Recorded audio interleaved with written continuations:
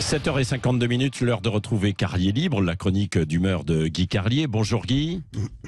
Bonjour Patrick, bonjour à tous. Alors Guy, vous m'avez dit que l'actualité chargée de ces derniers jours vous a fourni plusieurs thèmes de chronique et c'est une bonne nouvelle pour moi, car c'est la richesse de l'actualité qui va vous éviter de parler de ma vie privée, j'espère quand même, non? Oui, je ne relèverai pas vos sarcasmes, car effectivement l'actualité est chargée.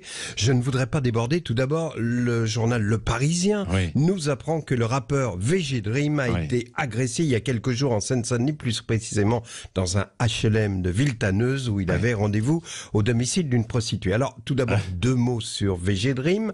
C'est un rappeur, comme son nom ne l'indique pas. C'est vrai, les gars ont généralement des pseudos inquiétants, mystérieux, qui évoquent les gangs, la violence urbaine, le chaos de l'époque. Mais non, là, VG Dream, on dirait le nom d'une tisane pour améliorer le sommeil et la circulation sanguine, un truc qu'on vend à la vie claire. VG Dream a connu le succès, il faut le dire, avec la chanson intitulée « Ramener la coupe à la maison », qui était l'hymne officiel de l'équipe de France au Mondial 218. Et donc notre ami VG Dream a été agressé dans les parties communes du HLM d'une prostituée de Villetaneuse. Alors les parties communes, c'est le local à poubelle, et dans ces parties communes, 3 hommes ont balancé des coups de pied dans les parties communes de VG Dream et se sont enfuis après lui avoir vidé les poches. Autrement dit, VG Dream s'est retrouvé les poches vides mais les bourses pleines.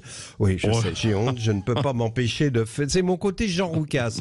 Quoi qu'il en soit, dorénavant, lorsque le besoin se fera sentir, VG Dream a décidé de ne plus se rendre à Villetaneuse, mais de ramener la croupe à la maison.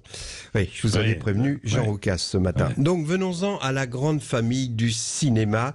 Dans la catégorie engagement politique et promotion des films français sur les tourments de femmes qui décident de tout plaquer et qui partent avec une Mini Cooper une semaine à Étretat faire le bilan de leur vie avec des flashbacks en noir et blanc sur leur enfance, 50 femmes, 50 actrices françaises se sont engagées aux côtés des femmes iraniennes en réalisant un clip où elles se coupent les cheveux en signe de solidarité.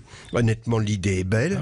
C'est vrai, les cheveux des femmes sont devenus le symbole du combat des martyrs iraniennes. Et le clip commence par un coup de poing, vraiment, Juliette Binoche, dont l'enthousiasme pour les causes humanitaires lui fait parfois dire des bêtises, mais dont l'enthousiasme et la sincérité sont évidents, prend une grosse poignée de ses cheveux, les lève, les coupe au ciseau en criant « For Freedom ». Pareil pour Adjani.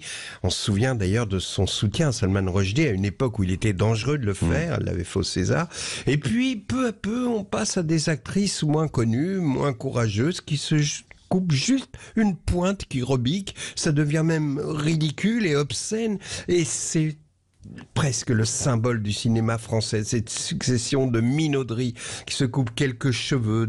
Il y a même des pas actrices, une fille qui s'appelle Pomme qui enlève un demi-centimètre de cheveux. On sent l'agent, vous voyez, derrière, qui dit « Oh ma chérie, mais tu as des pointes affreuses ce matin. Bon, avant de passer chez 200, je vais donc faire un geste pour les femmes iraniennes. Attention, n'en coupe pas trop, parce que sinon, Sacha va lever les yeux au ciel. » Ah oui, j'oubliais. Évidemment, en fond sonore, ils ont collé Bella Ciao. Mais c'est Bella Ciao, ce chant de révolte qui est devenu banalisé. Vous voyez. Maintenant, là, en voyant cette image de la chanteuse Pomme, je voudrais pas trop individualiser, mais cette chanteuse que je ne connais pas, qui coupe sa petite pointe sur Bella Ciao en fond sonore, il faut surtout pas regarder juste après cette photo qu'on a vue sur tous les réseaux sociaux de cette femme iranienne, la fille d'une martyre, qui est près de la tombe de sa mère et qui tient à la main sa chevelure qu'elle a totalement coupée parce que là, on a honte. Et décidément,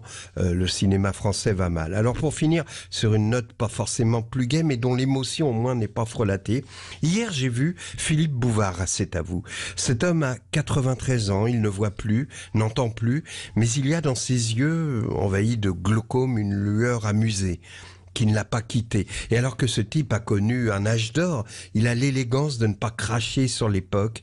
Et hier soir, la politesse de ce vieillard nous faisait oublier Villetaneuse et quelques mauvaises comédiennes. Bonne journée à tous.